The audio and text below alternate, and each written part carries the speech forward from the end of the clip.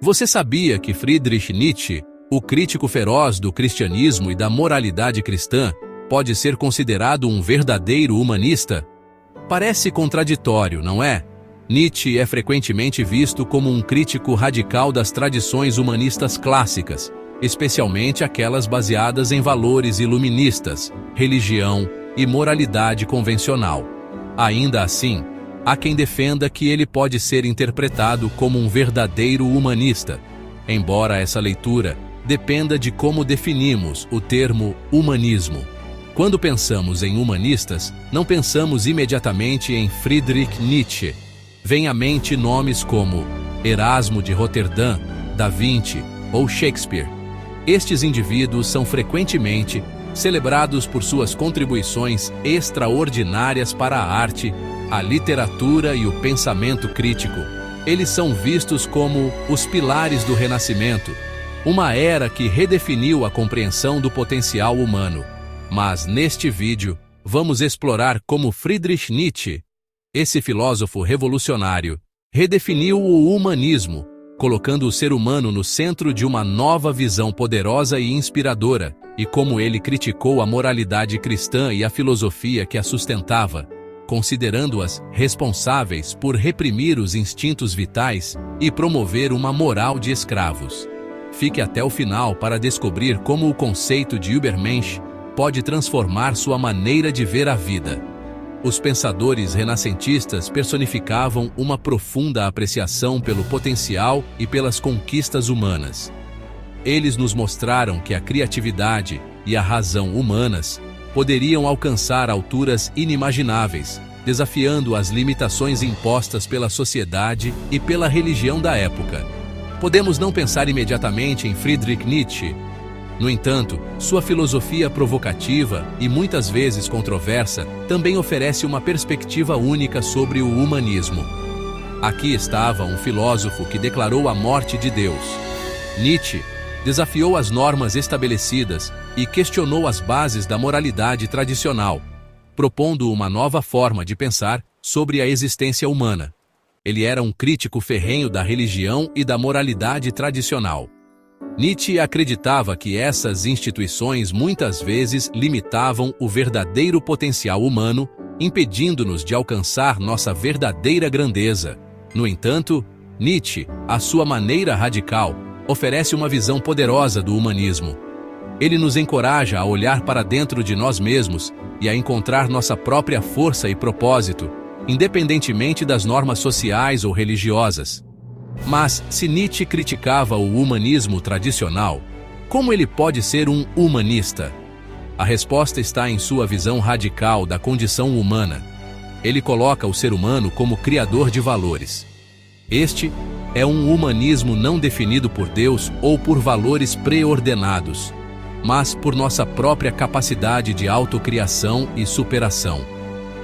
Nietzsche nos desafia a sermos os arquitetos de nossas próprias vidas, a buscar constantemente a autossuperação e a abraçar a liberdade de criar nossos próprios valores e significados.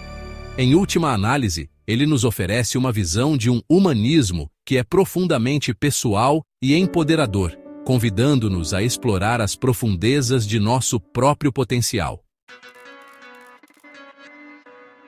Para entender o humanismo de Nietzsche, precisamos primeiro compreender sua crítica à moralidade tradicional. Nietzsche não via a moralidade como algo fixo ou absoluto, mas como uma construção social que servia a certos interesses. Ele acreditava que a moralidade tradicional, especialmente a moralidade cristã, era uma forma de manter as pessoas em um estado de submissão. Nietzsche via grande parte do pensamento ocidental como sendo infectado pelo que ele chamou de moralidade escrava. Essa moralidade escrava, segundo ele, era uma reação dos fracos contra os fortes. Em vez de tentar superar suas próprias fraquezas, os fracos criavam valores que glorificavam a fraqueza e a humildade. Essa moralidade, ele argumentou, originava-se do ressentimento e do medo. O ressentimento dos fracos contra os fortes levava à criação de valores que punham a força e o poder como algo negativo. Nietzsche acreditava que isso era prejudicial para o desenvolvimento humano.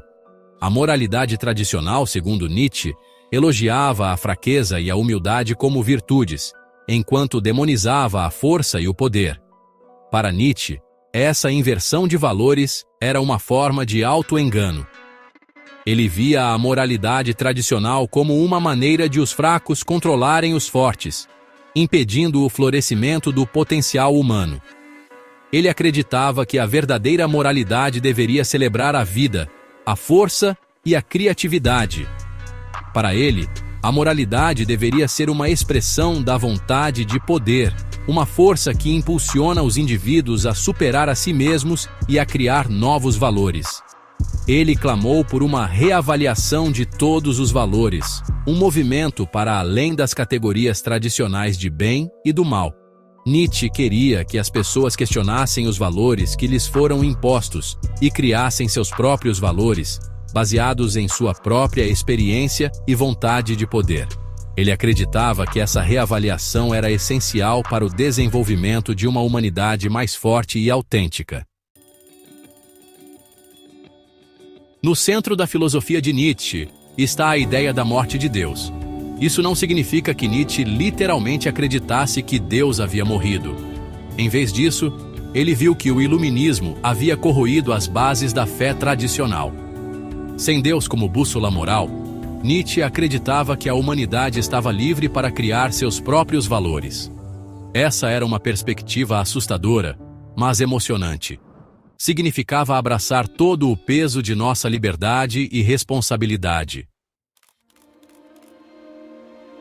A crítica de Nietzsche à moralidade tradicional é exemplificada em sua distinção entre a moralidade dos senhores e a moralidade dos escravos.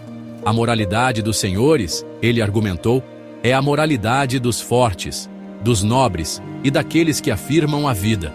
Ela valoriza o poder, a criatividade e o domínio próprio. A moralidade dos escravos, por outro lado, é a moralidade dos fracos, dos ressentidos e daqueles que negam a vida.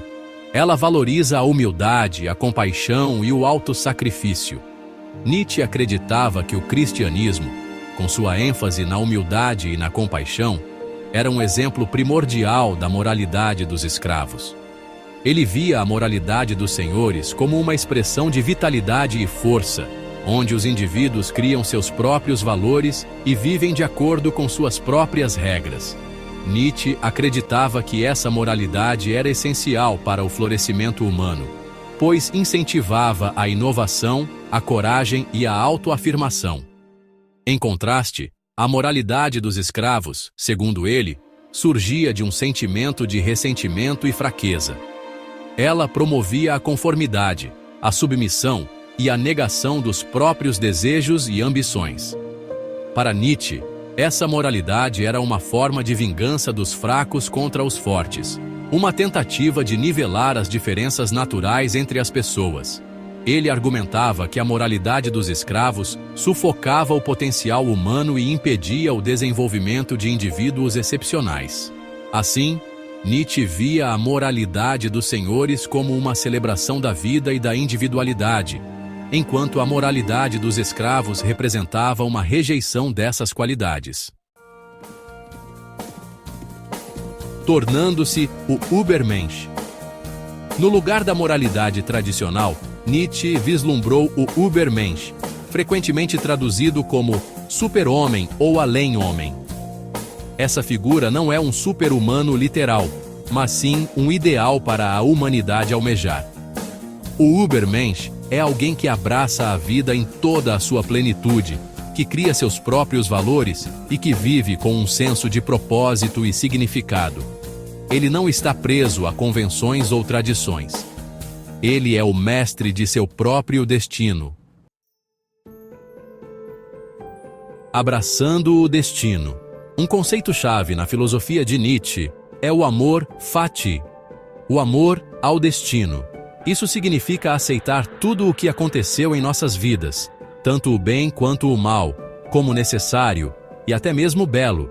Significa abraçar a totalidade de nossa existência, sem arrependimento ou ressentimento. Para Nietzsche, essa não era uma aceitação passiva, mas uma forma de afirmar a vida diante do sofrimento e da incerteza. O eterno retorno.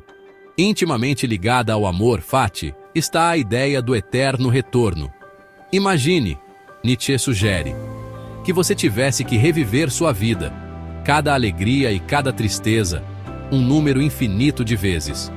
Você abraçaria esse pensamento ou recuaria horrorizado? O eterno retorno é um experimento mental projetado para nos fazer confrontar o peso de nossas escolhas e viver de uma forma que pudéssemos afirmar eternamente. Um legado de autocriação. A filosofia de Nietzsche é um desafio, uma provocação para repensarmos nossas crenças mais acalentadas. Ele nos pede para questionar a fonte de nossos valores. Ele nos incentiva a abraçar nossa liberdade e responsabilidade. Embora suas ideias possam ser controversas, há um poderoso humanismo em seu cerne. É um humanismo que celebra nossa capacidade de autocriação, de superar a adversidade e de viver com paixão e propósito. O humanismo perene de Nietzsche. O humanismo de Nietzsche não é para os fracos de coração. Ele exige coragem, honestidade e disposição para questionar tudo. Mas para aqueles dispostos a embarcar nesta jornada de autodescoberta, Nietzsche oferece um caminho para uma existência mais autêntica e plena.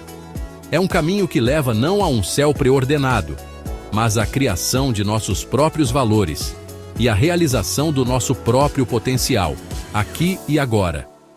Nesse sentido, a filosofia de Nietzsche permanece tão relevante e desafiadora como sempre.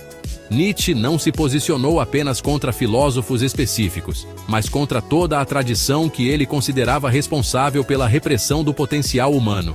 Sua crítica é um convite a uma reavaliação radical de conceitos como verdade, moralidade e existência, apontando para a possibilidade de uma filosofia mais conectada à vida e à criação. Ao desconstruir as bases da tradição ocidental, Nietzsche abriu caminho para correntes como o existencialismo, o pós-estruturalismo e a desconstrução, influenciando profundamente a filosofia contemporânea. Sua obra permanece como um desafio contínuo: superar o legado de séculos de pensamento metafísico e moralista para criar uma nova forma de pensar e viver. Se você gostou desse vídeo, deixe seu like, compartilhe com quem você acha que precisa ouvir essa mensagem e comente aqui embaixo. Vamos continuar essa conversa. Obrigado por assistir e até a próxima!